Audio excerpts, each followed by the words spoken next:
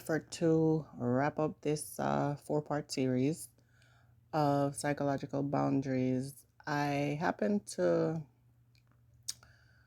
start remembering some experiences I've had with psychological boundaries. And I know in the beginning I said I didn't really have too many experiences with males trying to psychologically manage. I mean, attempting to, yes, but it actually working, no. Um, and I guess I can say that really, really, really looking into it, I fell into the I love you trap. And I mean, most of us do because we want to be loved. And we oftentimes want to love someone, even though most of us have no clue what love is and how to love. I had to go on that journey solo dolo with, of course, God, Lord Almighty, and the universe in tow. Because that's where I get my strength from and everything that I am today. I can credit to the source more than anybody or anything. So, that I love you trap, and I do recall putting in my community post under one of the regarding to psychological boundaries that that's one of the main ways I know that males manipulate women as far as trying to get in your head and trying to get you to bend to their will, so to speak, so they can manage you. Like, actually, they manipulate you first so they can manage you. And basically, even compliments. I'm so glad I grew up getting a lot of compliments that it's to the point where I can discern when it's genuine coming from a male, even a female. Females give some backhanded compliments and fake ones too. Could read, I mentioned that in my community post as well. Everybody's guilty of giving backhanded compliments, male and female alike, but I've gotten most of it from females, of course. Males who attempted to psychologically manipulate or manage me was through the I love you and certain actions because of the type of males I dated. Majority of them would be considered high value, even though they were lacking in characters that really should determine someone being high value or not. And again, as I've said before, males or anybody who's manipulative usually send their representative initially so they could, convince you that they're your friend if it's a female, or your knight and shining armor if it's a male. So we know at some point in time all of that is going to fall apart and then we're going to see the real person for who they are. So that's one example. I love you. But one of them really came to mind this morning as I'm looking at my mom's photo, who passed away now. What's going on with 8 months? And I can recall we've had a tumultuous relationship throughout the years. And I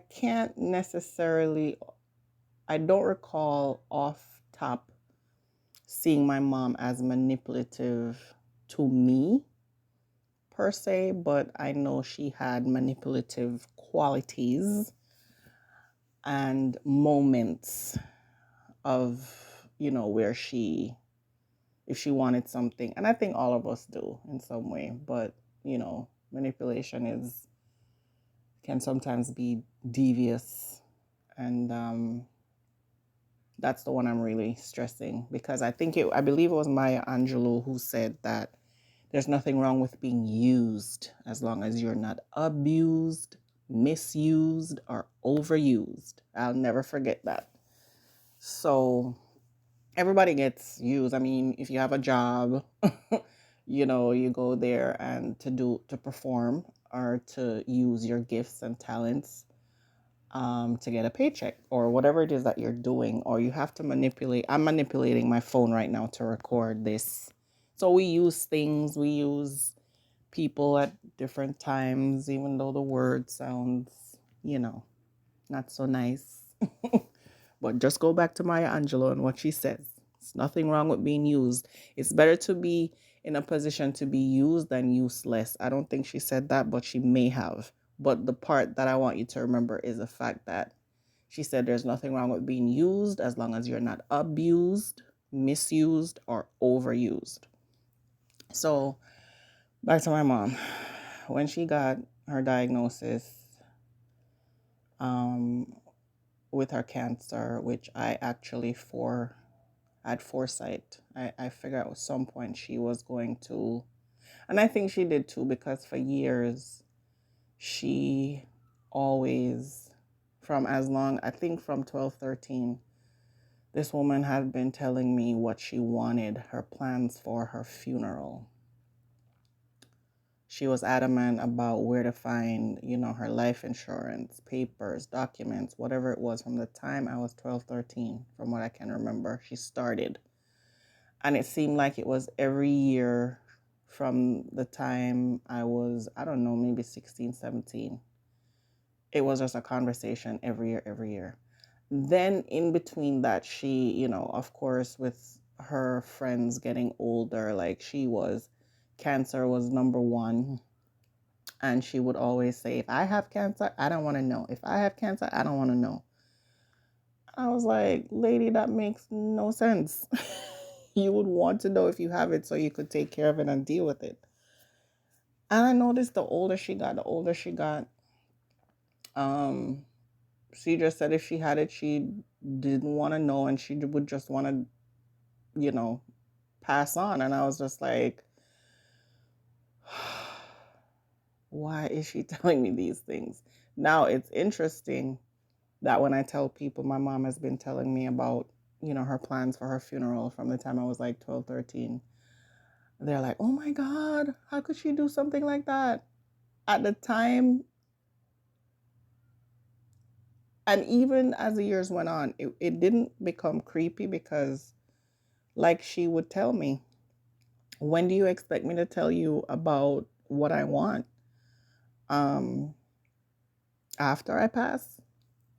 And I was like, no, that's a good point. I mean, she can't tell me anyway, that's a whole different situation of communicating from the other side to this side. But in reality, it's like, she got a point there. And I never was creeped out. I was just weirded out a little bit until I got used to it, as everything else that you do more than once, twice, three, four, 5 times.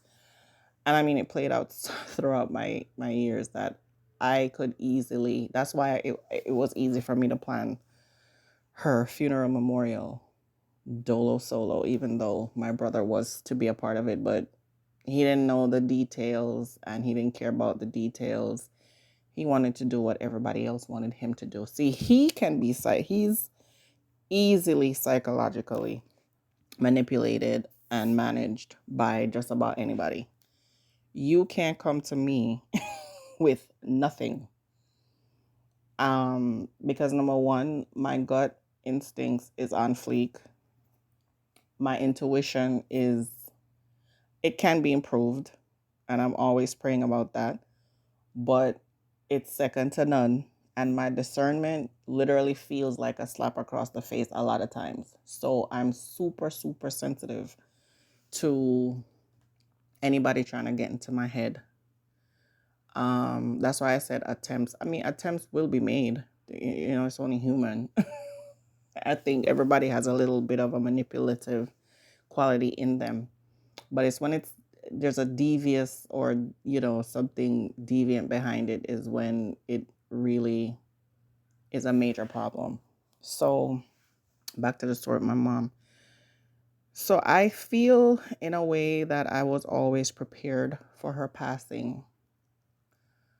And when I started to study what cancer was about through Dr. Gabor Mate, I'm sure you've heard me mention him before, and you will be hearing me mention him a lot because he was the second person that does, would that be called unconventional medicine, where they look into the body, mind, spirit connection and not the way traditional doctors just focus on the body. So I had already heard that cancer is a liar's disease, which is what Drew Purkram, that's how she stated it. And I used to think, oh, it's people who tell lies, but it's really, she broke it down. But initially, if you're lying a lot, especially to yourself, that's a form of betrayal. And if you're not living your authentic, being your authentic self, then that is a form of lying. So all of that ties into what she said about it being a liar's disease. But also, bitterness is something that comes up. If you're a person who can't let stuff go and you hold on to it and you let that shit marinate, percolate, cook in your spirit, cancer is going to be your best friend. Again, I'm not a medical doctor, but I'm going off of experience and the research that I've done. You could do your own research for yourself. So, I wasn't surprised when my mom got the diagnosis for cancer. And I tried my very best to have her quell her bitterness, but it didn't work. She seemed to only get more bitter and upset. But again, it goes back to even things you don't want in life, you have to be careful because words are powerful and it carries energy. And that's why I wrote in my community post about this particular series that we have to be careful of who we are around and what people tell us, what we allow people to tell us, what we allow to get into our spirit as they're telling us. So that's why psychological boundaries is super important, where you literally can hear the crap and be like, yeah, that's some bullshit, and just let it like literally go through one ear out the other and don't even permeate in your soul. Like, don't internalize it. So I've had to learn to do that throughout the years. It's not something that's easy to do, but yeah, but I want to say I've mastered it, you know. So my mom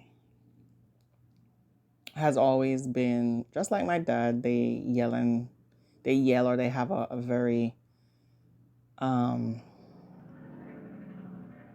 almost like, oh my god, why am I at a loss for words? It's like sometimes the way they would talk to you, you would feel like a stranger or a dog or a homeless person that they don't know or care about, or just like they just have this way of talking down to both my brother and I. So of course that affected me as a child. And they wanted to continue, and they have continued into adulthood to attempt, because why I say attempt is that as soon as they would, start with their yelling, even from just a simple question, I would, them snapping at me, I would check it. I would literally check it. I'd be like, don't speak to me like that. Don't talk to me like that. To both my mother and my father, yes. That's where my boundaries actually had to start. That's where I got the most pushback and challenge, where my boundaries concerned. That's why when it comes to anybody else, having boundaries, exercising them, enforcing them, and maintaining them is like a breeze for me, because I had to fight my own parents to do all of that, to maintain or have boundaries with them. So I wasn't speaking to my mom.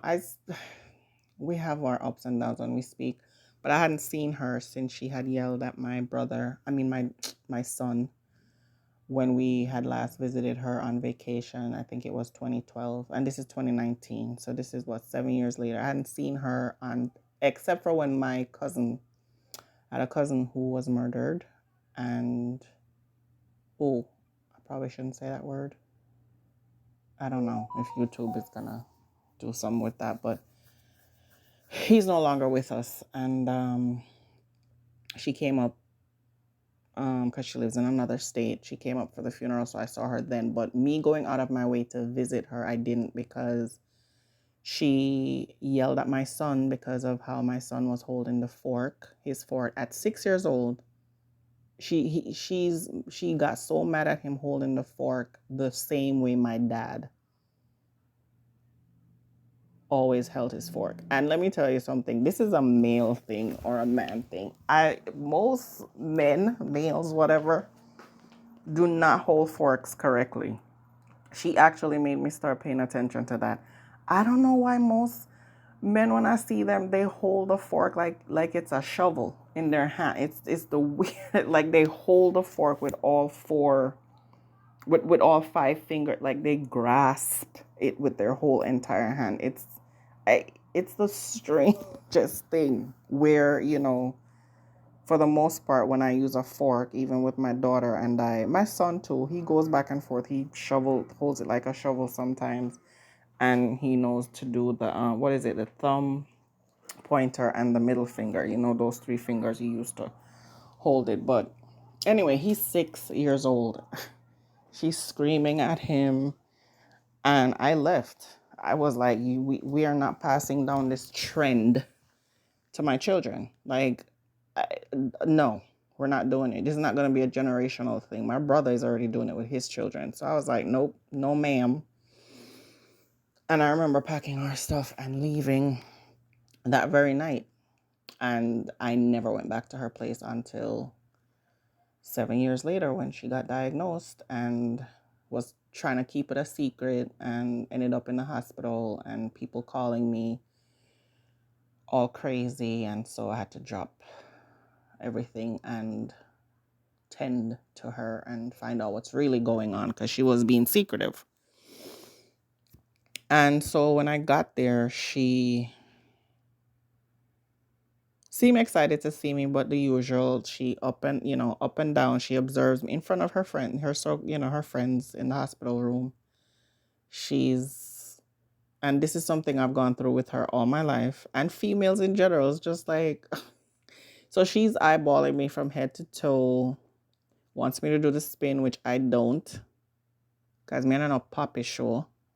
I just said because I'm not a show pony. But he's like, oh, you look good, you look good. And as soon as she gets on the phone, she's telling them, like, she's discussing me in front of me to her friend. Oh, she look nice. Oh, she's this, she's that. And I'm just like, and trust me, guys, this is something she did all my life. And trust me, if I didn't look good or something was off, she would be on the phone saying the very same thing.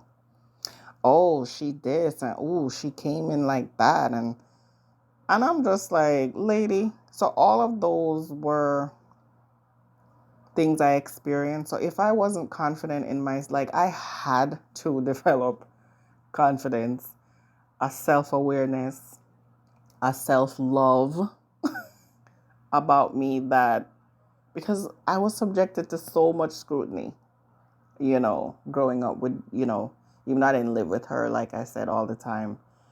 I lived with other people because she was busy living her life.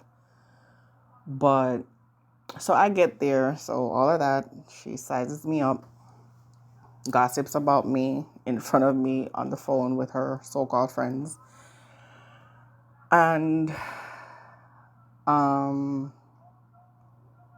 hearing all of that, and I'm just like, and it's like I'm used to it, but at the same time, if she says something disrespectful, I'll check her for sure. But it's kind of like, oh my God, it literally went through it just passed. It just passes. I'm just like, that's who she is or whatever. But like I said, if she gets disrespectful, I will check her. So then it comes to where it's her and I alone. And I think it was like the next day, because the first night we got a moment alone, because, naturally, um, after a few minutes, people understood to give us the room for a moment or something like that. But I really didn't have her to myself for longer than that moment, because I did arrive late that night, really. And I wanted to go and get some rest so I could be with her all day the following morning. So when the following morning, of course, she's giving me a million things to do, what to bring. She wanted her different scarves, her makeup, my mother was always looking her best. That was her thing. And it was very incredible looking back while she was in the hospital. I mean, people even was complimenting her, because every day she would be in a different scarf with her makeup on, taking selfies and posting them, sending them to her friends. I'd be like, can we focus on what's really happening and not the superficial part of it, please? No, that went over her head. Anyway, it got to the point where, because that's just who she is and who my dad is, she started yelling at me. Do this, do that. So a part of me was beginning to kind of pardon her. I'm like, maybe of course, it was normal to who she is. But I kind of said, she's sick. She's in the hospital. This is a lot going on. This is. But after a while, and of course, I'm hearing the way she's talking down or barking at me for no reason. And I ignore it to a point. Remember, I tell you, I'm a 3 strikes you're out girl. Like, I'll let you slip and slide 1, 2, maybe 3 times, depending on what it is or what my spirit tells me. But it got to the point, of course, someone's talking down to you, you're not going to have a smile on your face. So naturally, I'm not pleased and I don't have a pleasant look on my face. So she yells, why your face have to look like that? And let me tell you, as a child, I could not sulk. I could not look unhappy. Even after she just verbally annihilated me, I couldn't look the part. So even if me being quiet and of course my face naturally not being pleasant, that would send her into a whole different and just a whole barrage and rage. And I'm just like, whoa. She did that in the hospital. And let me tell you guys, Spirit said, check that right now. And I said, who the hell you think you're talking to? She said, why are you talking to me like that? I said, whoa. Do you not realize how you speak to me? This is why I said a lot of times you have to check people, because they get so used to being who they are that it's like they lack that self-awareness. And that's why I tell people I'm a self-awareness regulator. I just gave myself that title, but that's who I've always been. I'm going to check you because clearly you don't know what you're doing or who you're doing it to. But a part of me always wondered, did she really know that that's how she really is deep down, or because it was so ingrained? Because it's throughout the family, but she has it the worst. So, it's like I respond to protect myself, and she barks back with trying to guilt trip me. Why I gotta talk to her like that? And don't you see I'm dying? I'm like, you've been talking to me like this all my life. This has nothing to do with you dying.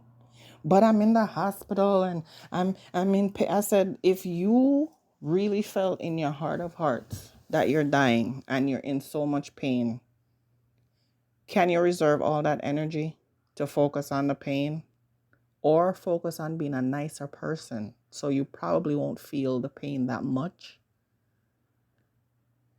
So I know my mom clearly have been through something traumatic to be that way. Anybody whose rage is like that and is bitter, and but she never fully disclosed what it was.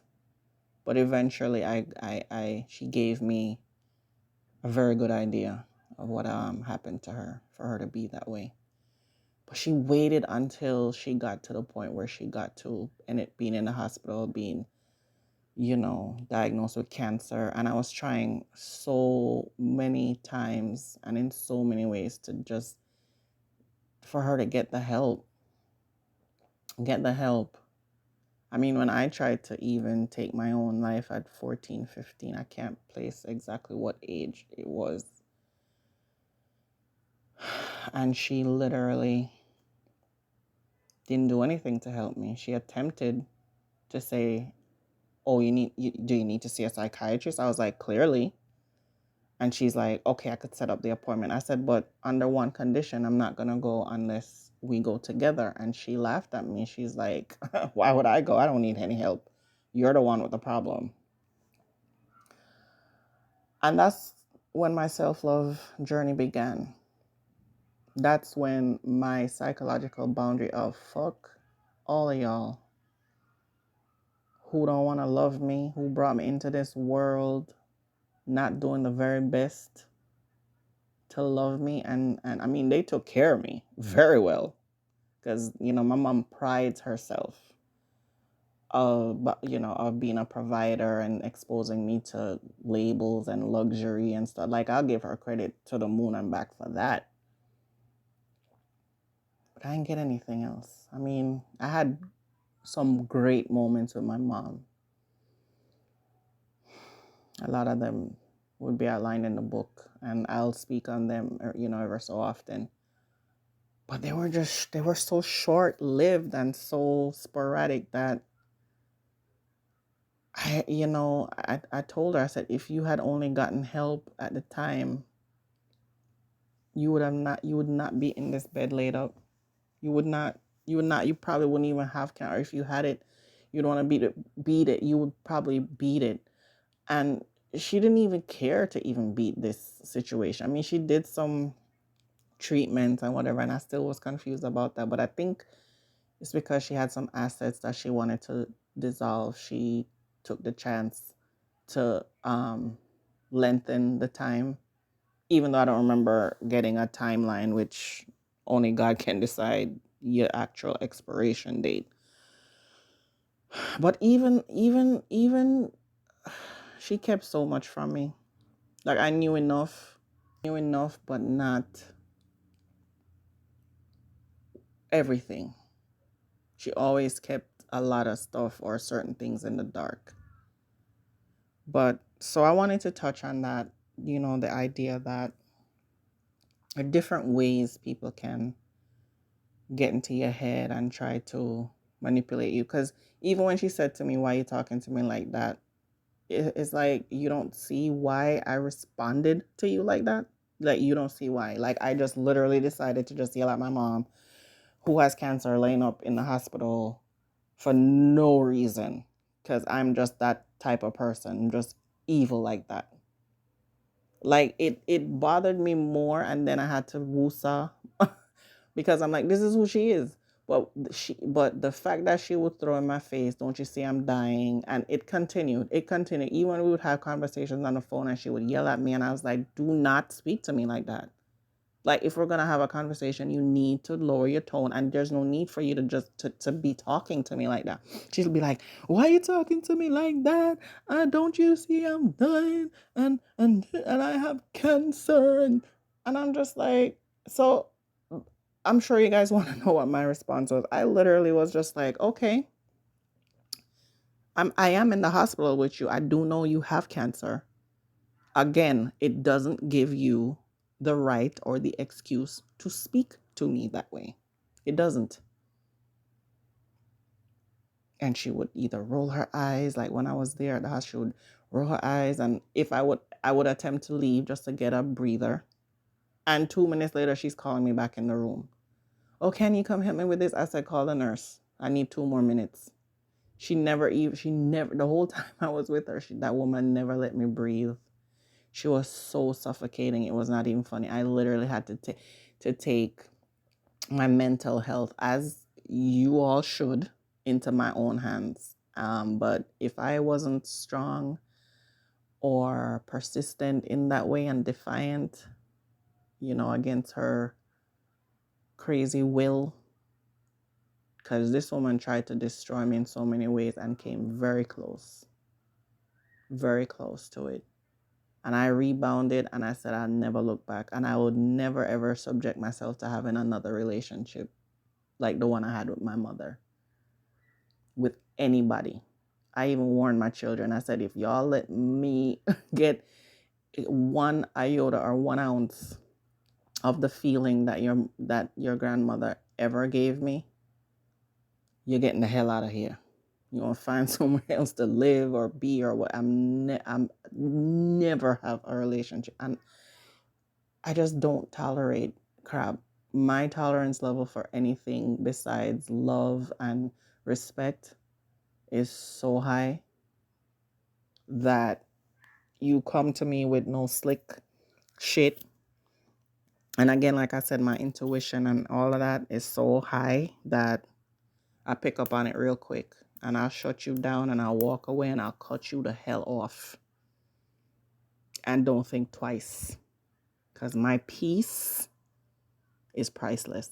That is prime real estate. And I ain't giving it up for nobody. Nobody. Nothing. So I'm going to wrap it up and I'm going to ask you guys to comment below. Let me know how you found the series. Let me know how you found this episode. And, give me feedback. Let me know if you're struggling or going through something. My email is somewhere in the, areas down there or in the about section of, my channel. And just work on building up some psychological boundaries, because we have to be resilient to the things that people are going to launch at us, because a lot of people are hurting, and hurt people, and misery do love company, let me tell you. So do that for yourself. Do that for your mental health. And thank you so much for joining me, and I will talk to you soon. Take care of yourself. Bye now.